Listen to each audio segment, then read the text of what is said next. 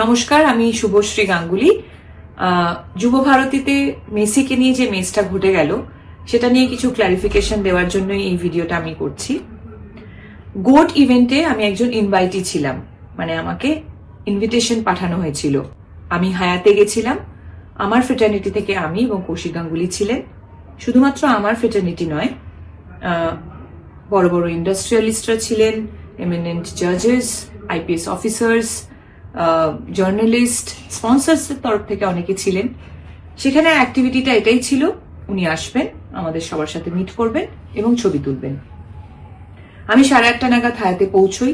10:15 নাগাদ ওনার সাথে আমার মিট হয়, আমি ছবি তুলি এবং যখন আমি বেরিয়ে আসছি তখন পিআর টিম থেকে আমাকে রিকোয়েস্ট করা হয়, ওদের পিআর টিম থেকে আমাকে রিকোয়েস্ট করা হয় যদি আমি যুব ভারতীতে যাই তাহলে ওনাদের জন্য খুব সুবিধে হয়, কারণ ওখানেও নানান রকম ব্যবস্থাপনা ছিল মেসি ঘিরে, যেখানে আমি থাকলে ওনাদের সুবিধে হয়। আমি ছাড়াও Sourav Ganguly, SRK, honourable chief minister. হ্যাঁ, আর একটা কথা বলে দিই, যেহেতু এই প্রশ্নটা উঠছে যে আমাদের ইন্ডাস্ট্রি থেকে আমাকেই কেন ডাকা হয়েছে, এটার উত্তর ওদের পিআর টিম বেশি ভালো দিতে পারবে যে আমাকে কেন ইনভাইট করা হয়েছিল। আমি রাজি হওয়ার পর হায়াত থেকে বেরিয়ে যুব ভারতীতে যাই এবং আমাদের জন্য একটা নির্দিষ্ট টেন্ট করা হয়েছিল, সেখানে অনেকেই আমরা বসেছিলাম, ওনার জন্য অপেক্ষা করছিলাম, অনুষ্ঠান শুরু হওয়ার অপেক্ষা করছিলাম। ইন বিটুইন আমার পিআর টিম থেকে ইনস্টাগ্রামে ফটোগুলো পোস্ট করা হয়। আমরা রিয়েলাইজ করিনি ঠিক সেই সময় ছবি পোস্ট হয়নি, তার কারণ ওখানে জ্যামার লাগানো ছিল। আপনারা যারা যারা ওখানে ছিলেন তারা নিশ্চয়ই জানেন আপনাদেরও ফোনের নেটওয়ার্ক কাজ করছিল না। 11:30 নাগাদ মেসি ঢোকেন এবং ঢোকার পর যে ক্যাওসটা শুরু হয়, যে ডিজাস্টারটা হয়, সেটা আমি নিজের চোখে দেখেছি। আমি মাঠে বসে নিজে ওনাকে দেখতে পাচ্ছিলাম না, আপনারা কিভাবে দেখবেন? আমি টেন্টের মধ্যে ছিলাম এবং দেখতে পাচ্ছিলাম কিভাবে ম্যানেজমেন্টের একটা ডিজাস্টারের জন্য এত সুন্দর একটা ইভেন্ট হতে গিয়েও হলো না। তারপর ঝামেলা শুরু হলো। আমার একটা শুটিং এ যাওয়ার ছিল, অলরেডি আমি লেট হয়ে গেছিলাম।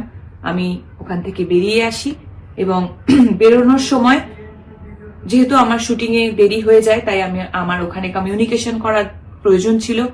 আমি ওখানে কিছুটা সময় ফোনে ব্যস্ত ছিলাম। তারপরে এই যে এত সুন্দর একটা ইভেন্ট হলো না, একটা অদ্ভুত জিনিসে পরিণত হলো, সেটা নিয়ে অনেকের সাথে আমি ডিসকাস করছিলাম। তাই আমি ইনস্টাগ্রাম খুলে দেখতে পারিনি যে আমার ছবিটা তখন পোস্ট হয়নি।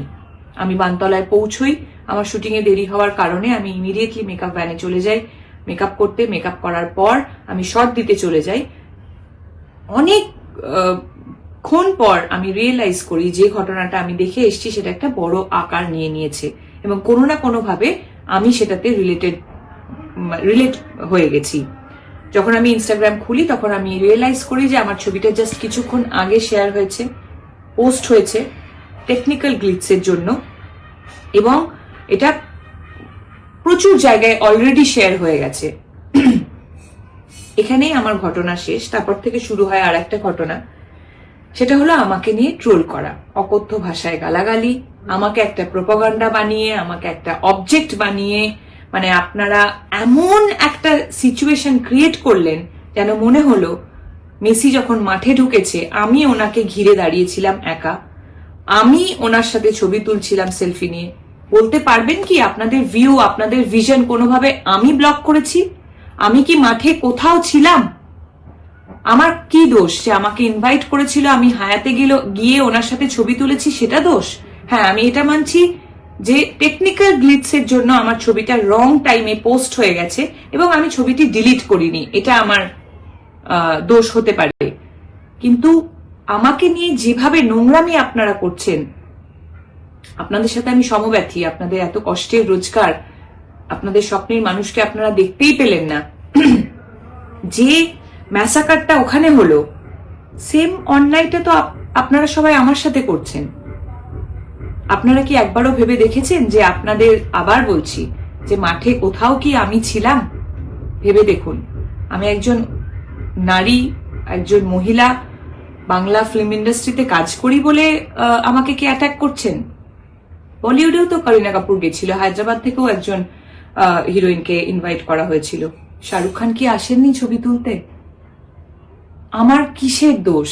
একটা পলিটিক্যাল অ্যাঙ্গেল দিয়ে দেওয়া হচ্ছে, নানান রকম পলিটিক্যাল নেতারা আমার ছবি নিয়ে প্রেস কনফারেন্স করছেন, নানান রকম জার্নালিস্টরা হয়তো তাদেরকে আমি কখনো সময় দিতে পারিনি বলে রাগ একদম উপরে দিচ্ছেন যে টিএমসির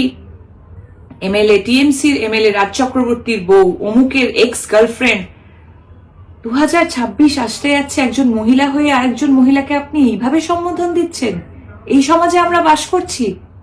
বাহ, আপনারা আমার সাথে ঠিক করলেন তো। দেখুন, আমার সাথে ট্রোল হচ্ছিল, আমাকে গালাগালি করছিলেন, যা খুশি করছিলেন, সত্যি বলছি, মন থেকে বলছি, আমি কিচ্ছু মনে করিনি।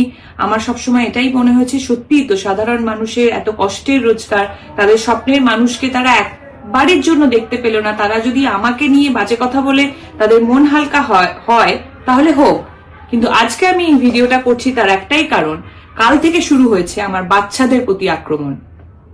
দুটো ছোট ছোট বাচ্চা, তাকে বলা হচ্ছে, আমার কাছে মেল আছে এবং নানান রকম প্রমাণ আছে যেখানে বলা হচ্ছে ওই দুটো বাচ্চাকে মেরে ফেলা হবে। আমি একজন মা হিসেবে তো সেটা মেনে নেব না, কোনোভাবেই মেনে নেব না।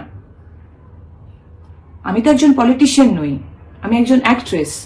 আমার ভুলটা কোথায়? আবার বলছি, আমি কি মাঠে কোথাও ছিলাম? আপনাদের ভিশন আমি ব্লক করেছি? আমার বাচ্চাদের ওপর কেন আসছে?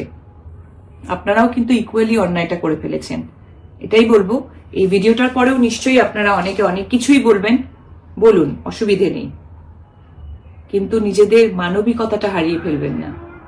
দুটো বাচ্চা কোনোভাবেই কিন্তু যুক্ত ছিল না, সেই দুটো বাচ্চাকে প্লিজ টানবেন না। সবাই খুব ভালো থাকবেন, সকলকে ভালো রাখবেন। অভিনেত্রী শুভশ্রী গাঙ্গুলির বক্তব্যে আপনাদের মতামত কি অবশ্যই জানাতে ভুলবেন না। এখানে সত্যিই কি অভিনেত্রীর কোনো দোষ ছিল? আপনাদের মতামত অবশ্যই কমেন্টে জানাবেন।